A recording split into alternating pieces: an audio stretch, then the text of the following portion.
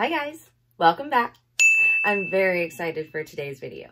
So today we're going to be reading from the original Brothers Grimm Fairytale collection, which I am so excited about. And then also another exciting thing, we're moving on from Sherlock Holmes and we're going to be using the Colourpop Disney Princess collection. It's a princess thing.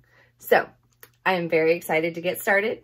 I hope you are too. So let's get right into the video. Also, stay till the end if you want to hear my thoughts on the Grimm version versus the Disney version. I hope you enjoy. The Frog King. In old times, when wishing still helped one, there lived a king whose daughters were all beautiful, but the youngest was so beautiful that the sun itself, which has seen so much, was astonished whenever it shone in her face. Close by the king's castle lay a great dark forest, and under an old lime tree in the forest was a well. And when the day was very warm, the king's child went out into the forest and sat down by the side of the cool fountain. And when she was dull, she took a golden ball and threw it up high and caught it. And this ball was her favorite plaything. Now, it just so happened that on one occasion the princess's golden ball did not fall into the little hand which she was holding up for it, but onto the ground beyond and rolled straight into the water. The king's daughter followed it with her eyes, but it vanished, and the well was deep, so deep that the bottom could not be seen. On this she began to cry, and cried louder and louder, and could not be comforted. And as she thus lamented, someone said to her, "What ails thee, king's daughter? Thou weepest so, that even a stone should show pity." She looked around to the side from whence the voice came, and saw a frog stretching forth its thick, ugly head from the water. "Oh, old water splasher, is it thou?" she said. "I am weeping for my golden ball, which has fallen into the well." "Be quiet, and do not weep," answered the frog. "I can help thee. But what wilt thou give me if I bring thy plaything up again?" "Whatever thou wilt have, my dear frog," she said. "My clothes, my pearls and jewels, and even the golden crown which I am wearing."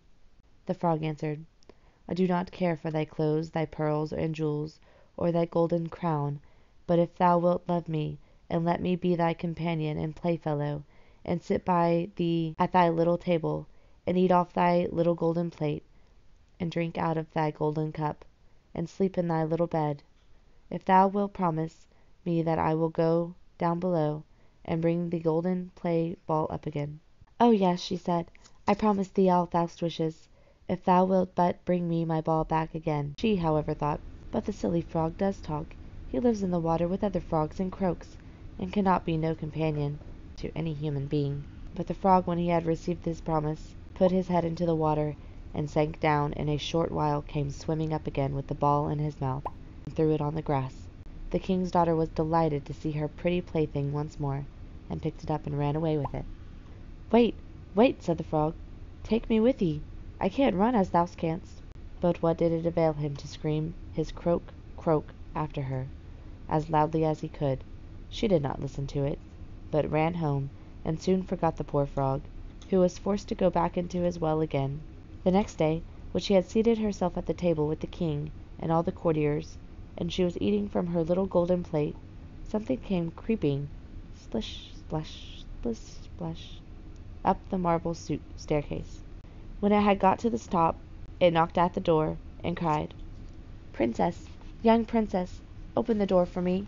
She ran to see who was outside, but when she opened the door there sat the frog in front of it. Then she slammed the door to, in a great haste, sat down to dinner again, and was quite frightened. The king saw plainly that her heart was beating violently, and said, "My child, what art thou so afraid of? Is there perchance a giant outside, who wants to carry thee away?"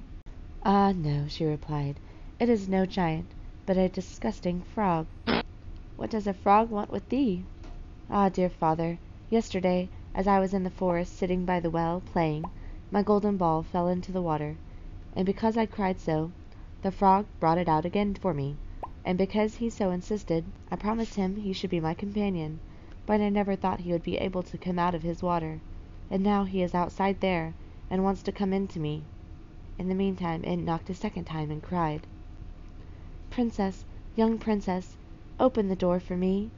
Dost thou not know what thou saidst to me yesterday by the cool waters of the fountain? Princess, young princess, open the door for me. Then said the king, that which thou hast promised must thou perform. Go and let him in. She went and opened the door, and the frog hopped in and followed her, step by step, to her chair. There he sat and cried, Lift me up beside thee. She delayed until at last the king commanded her to do so. When the frog was once up in the chair, he wanted to be on the table. And when he was on the table, he said, Now push thy tiny gold plate nearer to me, that we may eat together. She did this, but it was easy to see that she did not do it willingly. The frog enjoyed what he ate, but almost every mouthful she took choked her. At length, he said, I have eaten and been satisfied. Now I am tired. Carry me into thy little room, and make thy little silken bed ready, and we will both lie down and go to sleep. The king's daughter began to cry, for she was afraid of the cold frog which she did not like to touch, and which was now to sleep in her pretty clean little bed. But the king grew angry and said, He who helped thee when thou wert in trouble ought not afterwards to be despaired by thee. So she took hold of the frog with 2 fingers, carried him upstairs, and put him in a corner. But when she was in bed, he crept to her and said, I am tired. I want to sleep as well as thou. Lift me up, or I will tell thy father. When she was terribly angry, and took him up, and threw him up with all her might against the wall. Now thou wilt be quiet, odious frog. But when he fell down, he was no frog, but a king's son with beautiful kind eyes. He by our father's will was now her dear companion and husband. Then he told her how he had been bewitched by a wicked witch, and how no one could have delivered him from the well but herself, and that tomorrow they would go together into his kingdom. Then they went to sleep, and next morning when the sun awoke them, a carriage came driving up with 8 white horses, which had white ostrich feathers on their heads, and were harnessed with golden chains, and behind stood the king's servant, Faithful Henry.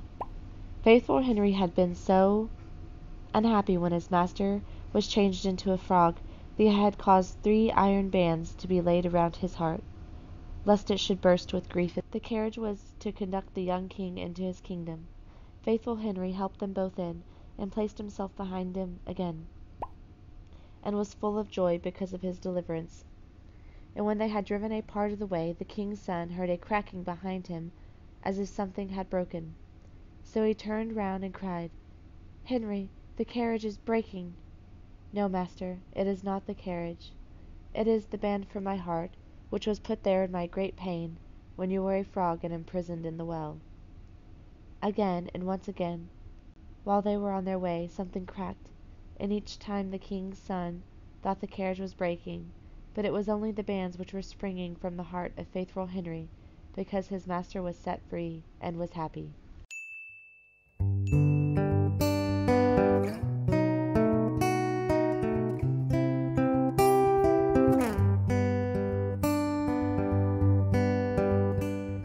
Okay, so I have a few thoughts.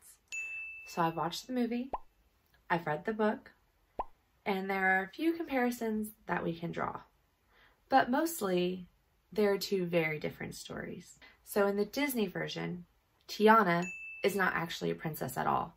She was dressed as a princess. So she's a very hardworking, driven girl. She lives with her mother. Her father has passed away.